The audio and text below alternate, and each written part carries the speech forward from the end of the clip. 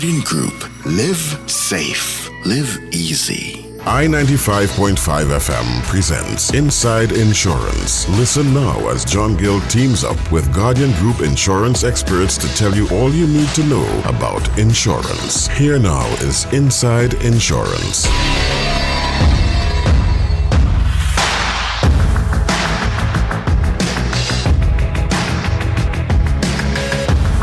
Good afternoon, China Big, and welcome to Inside Insurance, where we discuss all the issues regarding different types of insurance. We highlight the different types of insurance and discuss some of the issues and surrounding them. Today, we'll be dealing particularly with contractors all risk insurance, and I have in studio with me this afternoon Guardian Group expert, Mr. David Leoping, and we'll be talking with David about contractors all risk, all the details and so forth. And of course, if you have questions, we'll be opening the lines later on and entertaining your questions on contractors all risk insurance.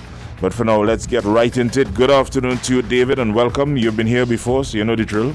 Good afternoon, John, and good afternoon to the listening public. Right. You need to talk a little louder for me. Yeah? Right. Good. Right, so welcome once again, and today we're talking about contractors all risk insurance. And my first question to you, David, is why contractors all risk insurance? Why contractors all risk insurance? The same question could be asked of any other type of insurance. Why life insurance? Why property insurance? But to get down to it, contractors are really engaged in projects which are under construction, and during the course of that construction, accidents can happen as well. So for example, while the contractor is building his rig to go offshore, he is building his multi-story building, he is building his simple residential property, things can go wrong. And as a result, there is a need for contractors and or the owners of those projects to have insurance whilst it's under construction. There's a misnomer that people feel that only after the building or the project is completed do you insure it. But things can happen before it's completed as well. The earthquake or the hurricane doesn't wait for it to be completed. It can happen at any time. So this type of insurance is particularly for contractors, those involved in construction. Construction, but not only civil construction. It could be the installation of equipment. When we talk about construction, we generally think of civil construction. The construction of buildings, construction of roads, bridges, etc. But it can go for installation of machinery, installation of equipment, when you're outfitting a building after it's completed. So once there is a project in progress, contractors all risk insurance becomes applicable. So even if it's the final stages of construction, when the building is almost complete, for example, like a factory, for example, yes. And you're installing machinery and so forth, all that applies? All that applies. All right, good. So we have that clear. Now, who can take out contractors all risk? Okay, that depends on the construction contract itself, because the owner of the building, he develops his contract, and clause number 9 might say to the contractor that you, Mr. Contractor, will be responsible for insuring the project, in which case the contractor does the insurance. Clause number 9 could also say that the owner of the building will be responsible for the insurances, in which case the owner does the insurances. But it's still known as contractors all risk. Right. So it can either be taken out by either the owner or the contractor, depending on the contract that exists between the two. The most common form is joint names. Okay. In the name of the joint name of owner and the contractor. No, but who? All right. Okay. In an instance like that, though, David, how does, for example, the owner quantify that insurance? Okay. It is generally guided by the projected completed value. Okay. So that's what you're actually insuring. And when you have joint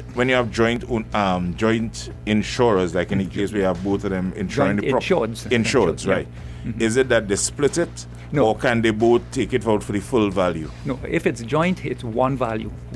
whatever the projected completed value is, that is what guides the sum insured. Right. So, so what? It's split between equally between both of them. No. It's at the end of the day, the owner pays the premium. Or the owner pays the premium at the end of the day, because even if the contractor is responsible and the contractor effects the insurances, that is going to be passed back on to the owner in any case. In any case, so the owner pays the insurance at the end premium. of the day. Yeah, at the end of the day, the owner pays it. All right. Okay. Whether it's directly or indirectly. He pays for it at some point in time. Yes. All right. Good. That's fair enough. What does a contractor's all risk policy cover? What does it encompass? Well, the cover actually deals with the project that is under construction. In insurance, it's really called the works. So if you're building the building, the actual building that is under construction is what is insured. Right. So it starts from the very first trench you dig right up to the roof and all the walls, they are completed building. So from foundation to finish. Foundation to finish. All right. What about temporary buildings that may be on site, for example? Yes. Well, the contractors would normally have their temporary buildings. This is their building site, their building huts, etc. Some of them are very substantial temporary buildings. Yeah. All those temporary buildings can be insured as well. So in addition to the actual construction, the main contract, the main project, all temporary buildings and temporary site offices, etc. Can be insured, and all the equipment in the those offices will also be covered as well. Yeah. And what about, for example, a huge building, so it employs, for example, like a crane, one of those big, cranes and other types of equipment and so what that need to be there on site. Yeah. Construction equipment like cranes and bulldozers with moving equipment, etc. They can also be insured under contractors' all risk for that particular project. For the project. Yeah. But of course, the person in acting the insurance will have to have the value of these. Yes. Yeah, the value of these of the equipment and so forth must be provided. Yeah. And is that replacement value or is that actual value? No, replacement value. Replacement value. Always be replacement value. Replacement, okay. Yeah. Fair enough.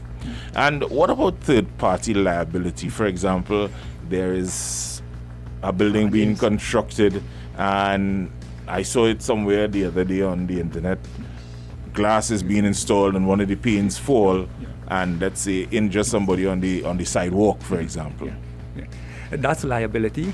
And that liability arose out of that contract. Liability specific to the contract is also insurable under the contractor's all risk policy. Okay. So in effect, the contractor's all risk policy is a sort of two-in-one policy. It covers the property side of it, which is the building, plant, machinery, equipment, temporary buildings, etc., as well as it also covers liability. So the option is there for the liability cover. It's an option. It's an option. It's not. It's not mandatory. It's an option because an option. Many contractors like to do their liability under a separate policy. Okay. Yeah. All right. Now, I see they have a point here about contract-specific policies. Explain that to me. Okay. The contract-specific policy is where the contractor effects the insurance, the contractor's all risk policy, for a specific project, and it is limited to that project only. Okay. For example, a contractor may have 3 or 4 projects going on simultaneously. One in Port of Spain, one in Arima, one in San Fernando, etc. He wants a policy for each project. That's what we refer to as contract specific. So he has a policy for the Port of Spain project. All right, but is it possible to do a blanket policy that would cover all 3? Yes, he can do. That is also possible. That's also possible. All right. Okay. Fine. Yeah. If he knows all of that. And then there is also the annual type policies where the contractor can issue an annual policy, just like any other policy for a year, 12-month period. Right. And all the contracts that come into being during that 12 months will be covered. Okay, Yeah. fair enough. Now, when can someone enact a contractor's all risk policy? From the moment you get on site and start the work. So it generally, in a building case, it generally starts with the clearing of land. Okay. So you start at that point? At that point, they all right. So of course the contract has to be effective prior to, right? But it would start the actual at the beginning of any kind of works on the project. Yeah. So technically, at day one, there is really no value Okay. at risk. At risk. Even though your sum insured is 30 million because that's the projected value. Right. And at the end of week one, there's a certain value. At the end of week two, at the end of week three, month one, month two. So the value builds up over time. No, let me ask you this. As we have seen happen with projects in Trinidad. So you cater for a project to take 2 years from foundation to finish. And it takes four and a half. What happens then? Because you would have effected a policy for 2 years. For the 2 years or the 3 years as initially stated. Okay. Coming down to the end of the 2 years, if it is obvious that the contract will not be completed and the contractor now asks the owner for an extension of time, that is given. He then goes to his insurers and says, look, I want an extension of time on my policy as well. So he then gets an extension for 6 months or 12 months or 9 months as the case may be. Yeah. All right, So the policy can be extended. And it usually runs in line with the contract period. All right, good. What about maintenance? Can you effect a contractor's all risk policy for maintenance? Well, yes, in contractors' all risk, we refer to a maintenance period. Now, that is the equivalent of what we call a warranty period in another type of contract. Right. So, for example, you buy your car, you get a 12-month warranty. The word warranty is used there. You buy a washing machine, you get a 6-month warranty. In construction, the contractor also gives you a warranty after the building is completed. Now, in construction, it's known as a maintenance period. Okay. So you have your project running for 2 years. If everything runs well and you're finished within your 2 years, the maintenance period or the warranty period then kicks in for another 12 months. So during that 12-month maintenance period or warranty period, if any defects show up, the contractor will come back in and fix and remedy all the defects. And you can have coverage And the policy, for that. yes, for that, for that maintenance period. Yeah. All right. Now, are there limits to the amounts that can be insured? On the property side of it, which is the actual project, the projected completed value is the guide. But we need to be careful and review those values from time to time, because a project that is estimated to cost $10 million can escalate because of things that are happening during the period, inflation taking place, prices going up, etc. And therefore, when that happens, the contractor and or the owner should be on top of it to effect increases in sub-insured to ensure that at the end of the day, his projected completed value is what is insured. Okay, fair enough. So there are no actual limits, in other words, ceilings. The ceiling is actually what the cost of the project would be. Completed cost, and I want to stress on that, completed cost. Completed cost. Yeah. So if a project is going to cost $1 billion, that can actually be the sum insured. That's the sum. That's the sum insured. So, but it starts at zero and then builds up. So at the end of the 2-year period or at the end of the 3-year period, if everything goes well, the building would have been completed, or the rig would have been completed, and that's the value of that rig. Right. Completed value. Wonderful. All right, let's take a short break. We'll come back and we'll entertain some of your calls at 622-3937. This is Inside Insurance, brought to you the kind compliments of Guardian Group, and I have in studio with me Guardian Group expert, Mr. David Leoping, and we are talking contractors, all risk insurance. No matter how careful you are, accidents will happen. But with Guardian Group's comprehensive range of insurance policies, we can take care of all the things you care for. From your car to your house, to your contents, to fire insurance, and much more. Guardian Group. Live safe. Live easy.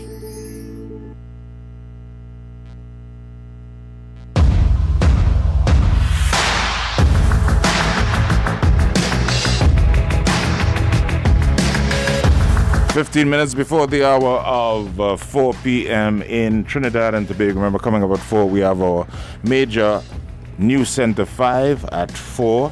But right now, we Inside Insurance, brought to you the kind compliments of Guardian Group. And in studio with me is Guardian Group expert, Mr. David Leoping, and we're talking contractors, all risk insurance. And if there's anyone out there, you have a question or two for David, feel free to call us at 622-3937. Remember, keep your calls confined to the issue at hand, which is contractors, all risk. If you have any questions regarding that, feel free to call us now. No, David, you did say earlier that either the contractor or the owner. But is it possible that if the owner were to take out insurance, that the contractor can also take out insurance as well? Very unusual. Very unusual. Yeah, because then there will be a duplicate. Right, yeah. So, just wanted to make sure. Good afternoon, welcome. Good afternoon, sir. Good afternoon. Right. Good topic. Tell me about workman compensation public liability insurance. How that covers them as opposed to all risk. All right, thank you. He wants to know about contractors. Workman compensation, and how does that compare to all risk? It's two separate things, isn't it, David? Totally separate types of insurances. Workman's compensation has to do with providing compensation for workmen on the job. Some owners of projects require the contractors to also effect workman's compensation insurance. In addition to contractors or risk. So that will be the responsibility of the contractor solely, and not the owner. So whereas the owner could take out contractors or risk, or the contractor, the workman compensation has to be effected by the contractor himself. Yeah. But the owner can insist on it. Yes, that could be a condition of the contract. Okay. Yeah. All right, good. Interesting question. Good to have some of these things cleared up, because some people confuse the two at time, from time to time. So I hope that answers the caller question. Interestingly enough, some contractors effect a workman's compensation policy, again, contract specific. Right. In relation to that particular contract. So, whereas others may want to do it on an annual basis, cover all his employees, whether they're on that contract or any other contract. So there are differences in how you can do it, and the contractors will determine how they wish to do it. But again, workman compensation is effected by the contractor. Yes, by the contractor. Whereas contractors or risk could either be affected by the owner or the contractor, or both. Or both, yeah. Right. And the most prevalent is both. Both. Yeah. All right, good. All right. Now we spoke about third-party liability, and you said that is an option on a contractor's all risk policy. Can that also be done separate and apart as well? Yes, it can be done separate and apart. In fact, let me just go into that particular topic. Contractors, by virtue of how they operate, some like to do their projects on a project-by-project basis. They want to be contract-specific. Right. The reason for that is because, from an accounting point of view, they can track all their costs. The costs, right. On a project-by-project basis. The other contractor who prefers to do it on an annual basis, it becomes a little murky in terms of separating his costs, because he pays one overall premium. He has several projects included in that one overall premium, and then it becomes a little bit difficult for him. Not impossible, but it becomes a little more difficult to track it. To track it, you know, how much belongs to this project, how much one belongs to that project, etc. Yeah. We have a call on the line. Good afternoon, welcome. Yes, sir. President, good afternoon to you all there, man. Good topic. If after the contractor has finished, let us say you are building houses, and you bought a house, let us say cost $1 million, $1.5 million. You now, when you buy the house, you have to insure it for security reasons for yourself. But the contractor wouldn't give you it with an insurance. Hello? Yeah, we're listening. You have to buy your own insurance. Yes, you now have to purchase your, once you become owner of the property. Yes, you have to buy your insurance. Effect your own insurance, yes. Now, I was understanding if it costs, say, $1.5 million or so. Let us say $1 million. It is not wise to insure it for the whole $1 million, because if the house is destroyed, they just give you part of what the house is destroyed for. Is that correct? No, you should really insure it for the replacement value. But Replacement value is very important in this case. And in fact, the replacement value could in fact be more than. That's why, because I see a little bit on fairness in that. All right. We listen. He'll explain it and listen off here for me, please. All right. All right. Thank you. David, you want to tackle it? What you would. Because when you insure, he's talking about, all right, so you've bought, so a contractor built some houses, he had it insured, and then you purchased the house from the contractor, right? As let's say it was in a gated community, you are now the owner of the property. It is incumbent upon you, the owner of the house, to insure that. Yes. But let me ask this: if you have purchased, let's say the contract, the houses were finished a month ago, and within a month's time you were to buy it, or 2 months' time, would the maintenance period or some sort of insurance coverage for the maintenance period be still in effect?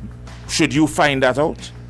Yes, the maintenance period will still run, be in progress. But you see, again, we're looking here at an owner of a house building it. The contractor is completed, hands it over. The contractor has no more responsibility except for that maintenance period. Right. The owner now has the responsibility for insuring it. And he should really insure it and be guided by the replacement value. Okay. Now, that replacement value could now have changed because that construction was going on over the last 12 months. And it could change either upwards or downwards. It could change upwards or downwards. Because, for example, if you were building a house and let's say the house cost $1 million to build, but because of depressed real estate values, that house is now, to replace that house, it could cost you less. No, you talk about depressed estate value, real estate value. Now, when you use the word real estate, you will tend to take land into account as well. We should exclude land altogether. Concentrate on the building. The building itself. Yeah, the building. All right, so let's say things happen and cost of materials and things have gone down. Gone down, yes. Should you insure it for the $1 million that it cost you, or should you insure it for the replacement value then? Replacement value based on the now prices, on the reduced prices. Right, yeah. So that's what you'd have to insure. Yeah. So, but always have replacement value in mind. So if prices are depressed, work your replacement value based on those depressed prices. If it's inflationary, work your replacement value based on the inflationary prices. I hear you. So, all right, fair enough. So it's important. Yeah, very, very important. Yeah. Very important. Yes. Trust me, I understand that. All right, so 6223937. So very interesting question so far, because we were able to clear up something, to clear the water a little bit for some people. We have another call on the line. Good afternoon. Welcome. Hi, good afternoon. I have two questions. One, I just tuned in, but I wanted to find out, since some of the contract values are put in at the tendering stage, what would be the costing guide for the all-risk appropriation in the contract, and also if there is a variational cost in the contract, let's say upwardly, let's say the project doubled in size or price as the case may be, how would the all-risk be adjusted if during the construction phase it's altered? I would listen to the answer. Okay, thank you very much. David, you're clear on that question, right? And I think we addressed that before. Yeah, we addressed it. Yeah. At the start of the insurance, the projected completed value is what is guiding the sum insured. If during the course of the if everything runs smoothly and nicely, then the contract will be completed on time, within budget, and everything. So there's no need to alter the contract. Yeah. However, if during the period of construction there are major variations that will send the contract price up, then the owner and or the contractor, as the case may be, should go in and adjust his sums insured, his policy accordingly. Right. So when he does that, in other words, he's now increasing from $5 million up to $7 million. There will be, of course, an additional premium to pay for that extra amount. Yeah. Right. But it's incumbent upon the owner and or contractor to keep track of those things and increase, because the insurer wouldn't know that there are variations unless he is told. That's right. Yeah. Okay, fair enough. Yeah. Good afternoon. Welcome. Yes, hello, good afternoon. Afternoon. I had a quick question. I'm hoping you all could shed some light on it for me. I'm an engineer. I recently resigned my job. And myself, along with some colleagues of mine, have started an engineering consultancy business, right? A consultancy firm. It's a small number of us, probably about 5 of us. My question is, for an organization like that, a company like that, where we are in the business of consultancy, offering, the benefits of our knowledge and experience to clients, what would be the appropriate type of insurance for such a business? All right. Thank you. Listen offline. Yeah, David. What advice would you give to somebody like that? He would require several different types of insurances, but I think the main one he's focusing on is professional indemnity. Because he's a consulting firm, he's an engineer, he's providing professional advice and professional services, etc. And if he were to make a professional mistake or professional error, he can be held liable for it. The type of insurance that will respond to that kind of situation is a professional indemnity or professional liability policy. All right. And there are many different types of professional liability policies. They are very specific. They are engineers, architects, surveyors. So depending on your profession, depending on the profession. So there are profession-specific types of policies. Profession-specific type policies. Yeah. All right. But the umbrella is professional liability or professional indemnity. All right. So I hope that answers your question. If it hasn't, please feel free to call back 622-3937. We have a couple of minutes left. David, I think we're doing very well this afternoon, man. Fantastic. A lot of very good questions that are all not specific to contractors, but very much related to. Yeah. We have another call on the line. Good afternoon. Welcome. Hello? Yes, good afternoon, sir. Yes, good day. I want to find out if tongue and country approval could affect the insurance policy. All right. Well, you need approvals to affect the policy. In fact, it helps. Because it's officially approved, because you have a lot of construction taking place that is not approved. How does that affect? How can that affect the insurability? No, the insurability is still there because the risk is still there. Construction is still in progress. It's just that he hadn't gone through that. I suppose one of the risks you take with not having approvals is that the project can be stopped. The project can be stopped. And can therefore lengthen the period of time that it takes to complete and the cost. But the insurance really has nothing to do with that. All right, fair enough.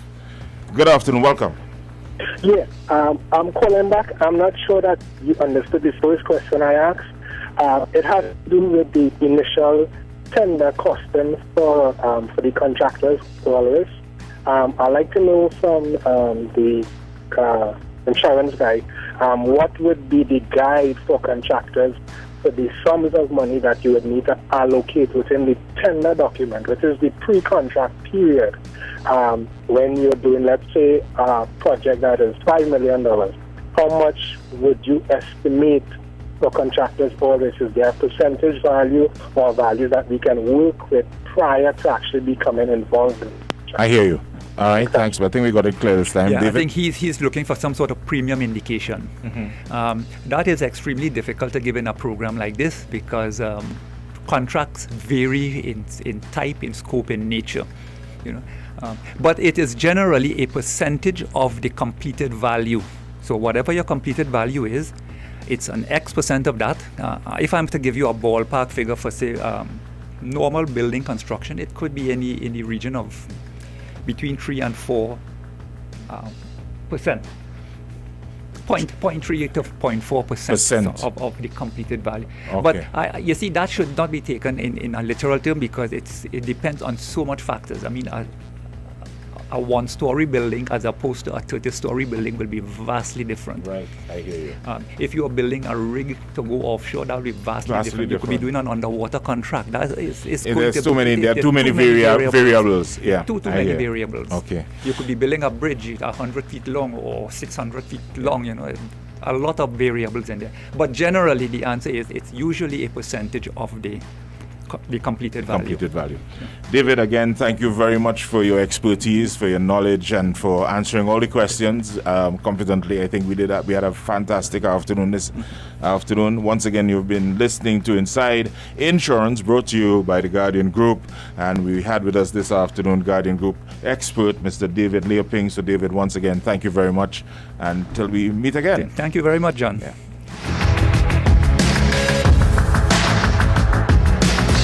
Listen again for another episode of Inside Insurance, right here on the most influential name in radio, I-95.5 FM.